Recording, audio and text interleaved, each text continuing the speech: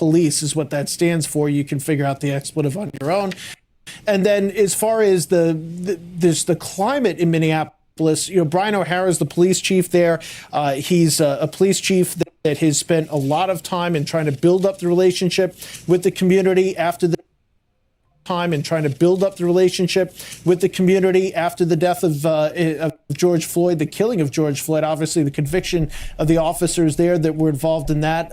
And so that's something that's been top of mind for law enforcement. It was the there. same and place. So the problem that starts to occur here is that there can be an equating of the local police and federal law enforcement officers.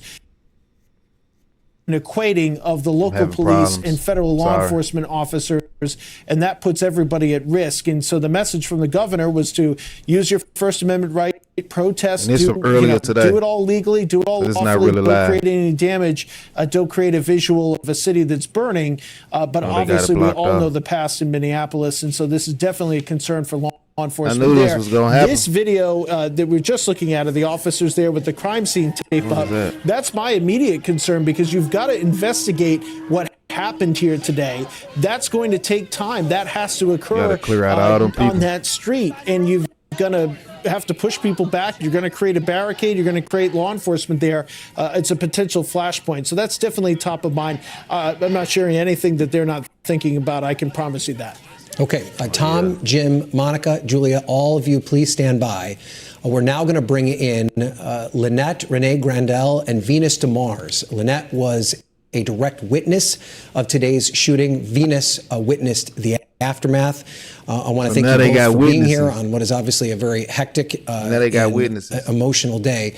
So Lynette, you witnessed the shooting, correct? Explain to me what you saw and how everything came together.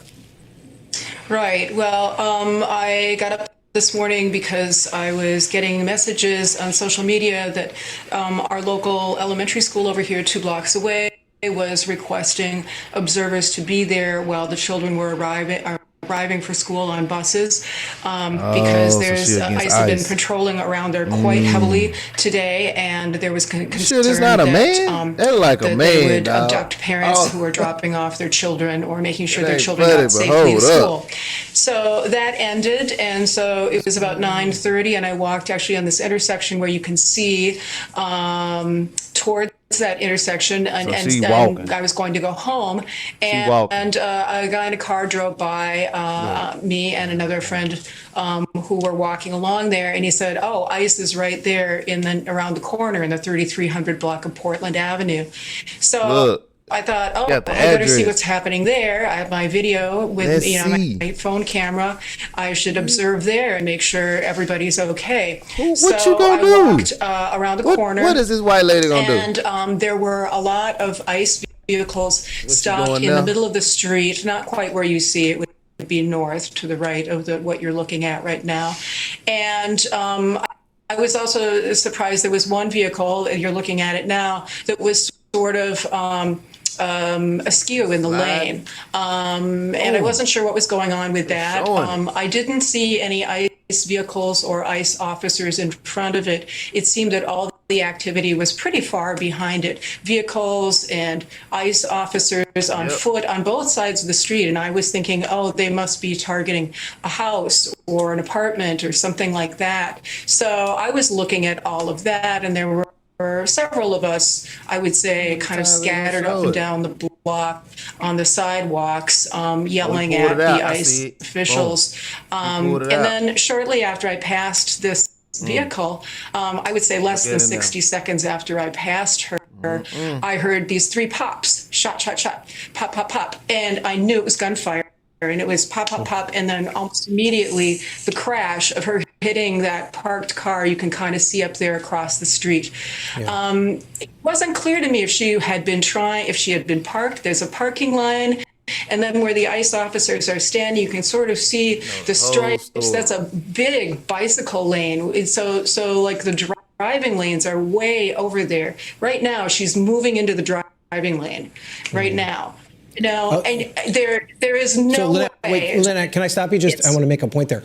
So the area that is covered in snow, that's actually a bike lane. that would not even be an area that a car would drive through, is what you're saying. Right. Well, it's a parking lane, and then you'd have to drive across it to get out of the parked area by the curb. No vehicles. Yeah. Yeah. So okay.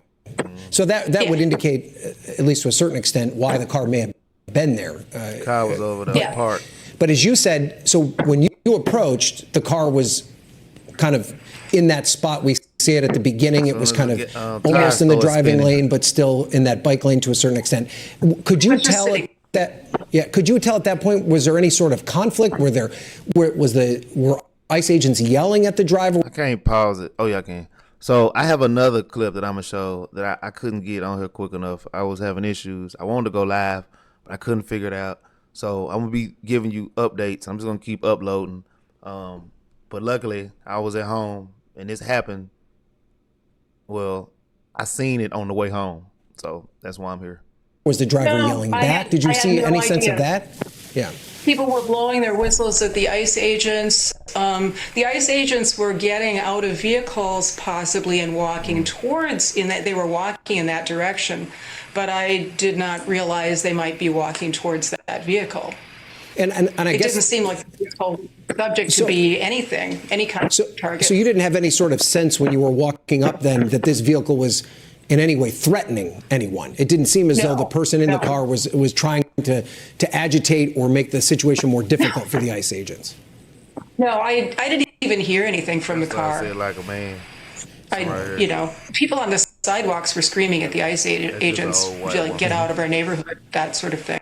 At the intersection. Right. That lasted for about a minute. She was behind a snowbank, so I just saw the activity of the other thing doing the CPR. All right, this is what I seen earlier when I was heading home, and that's what let me know I'm definitely doing this video. Let's check it out. This was live. That is when the shot is fired from the officer at the top of the screen. Jim. That's exactly right, Hallie. And to put the whole situation holistically here, we also have to look at the gray SUV on the right. And this person running, looks like a female running toward the smoke there, the accident, was probably the operator of this vehicle. That's what it appears. And these two vehicles were blocking the street from this pickup truck on your left, which is clearly an ICE vehicle. It has blue and red lights flashing in the grill. So that vehicle positioned so that could have. So I'm still saying it. I've been said it to someone else. I never said it on the internet, on none of my pages. If they ever was to kill anyone, this is one step closer to martial law. Because now they all gonna feel feared for their life. ICE agents in all the cities and states, wherever they need to go, they gonna be thinking somebody might try us now, cause we took out one of theirs, type thing. Cause you finna see there's so many people in the streets now, on that street, and there's more people on the way right now. People who don't even live there finna pop up and go up there right now. Because, for one, social media, they're trying to blow up. Number two, they're trying to make it worse. Them versus them. ICE versus the illegals or whoever. And three, they ain't got nothing to do. They got the demon on them. And when you don't have nothing to do, idle time, I was taught coming up, I'm from Tennessee, Chattanooga, idle time is the devil's time. So you always need to have something to do. All right, back to it. I ain't trying to hold up. Even so, then he would have a justifiable use of deadly force.